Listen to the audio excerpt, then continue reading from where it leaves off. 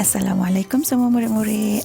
Bertemu lagi kita dalam pelajaran Pendidikan Islam bersama Ustazah Fazira. Tajuk kita pada hari ini ialah Sunat Ab'ad dan Sunat Hayat.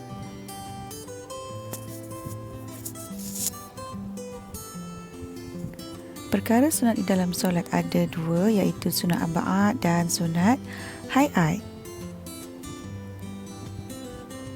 Sunat ab'ad ialah amalan sunat yang amat dituntut. Jika ditinggalkan, perlu kita ganti dengan sujud sahwi.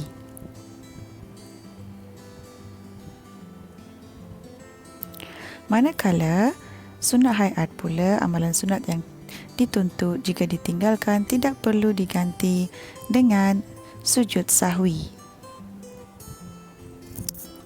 Okey, baik, mari kita lihat amalan sunat ab'ad. Duduk dan membaca tahiyat, membaca selawat ke atas Nabi Muhammad SAW dalam tahiyat awal, membaca selawat ke atas keluarga Nabi Muhammad SAW di dalam tahiyat akhir, membaca doa kunut pada solat subuh, berdiri semasa membaca doa kunut, berselawat ke atas keluarga Nabi Muhammad SAW semasa kunut.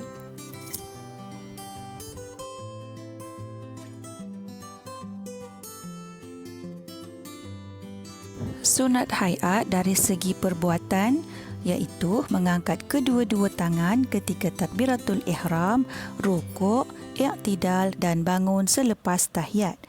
Meletakkan tangan kanan di atas bahagian tangan kiri ketika berdiri, melihat ke tempat sujud, duduk iftirash dan duduk tawarruk, meletakkan kedua-dua tangan di atas paha ketika duduk tahiyat awal dan akhir, memalingkan muka ke kanan dan ke kiri ketika memberi salam.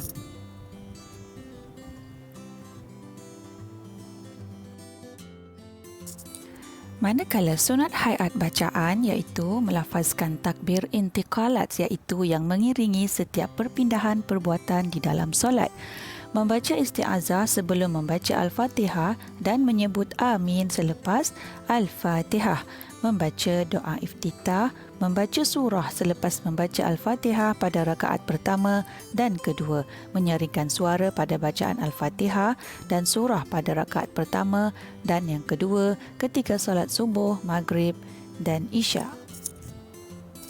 Seterusnya, membaca tasbih ketika rukuk dan sujud, membaca Sami Allahu liman hamidah dan Rabbana lakal hamdu ketika bangun daripada rukuk, membaca doa ketika duduk antara dua sujud, membaca salawat Ibrahimiyah dan memberi salam yang kedua.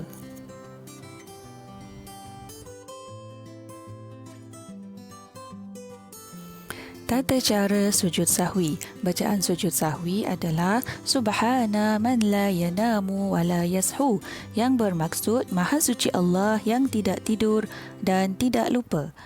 Cara melakukan sujud sahwi adalah pada rakaat yang terakhir, duduk iftirash sambil membaca tahiyat akhir. Kemudian sujud seperti biasa dengan membacakan bacaan sujud sahwi. Selepas itu, duduk antara dua sujud seperti biasa, kemudian sujud lagi sekali dan membaca bacaan sujud sahwi. Kemudian duduk tawarruk seperti duduk tahiyat akhir. Kemudian memberi salam.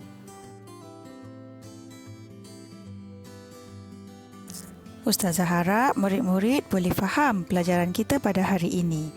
Solat yang sempurna akan menjamin ibadah diterima oleh Allah. Marilah sama-sama kita menjaga solat kita agar diterima oleh Allah. Assalamualaikum. Sekian.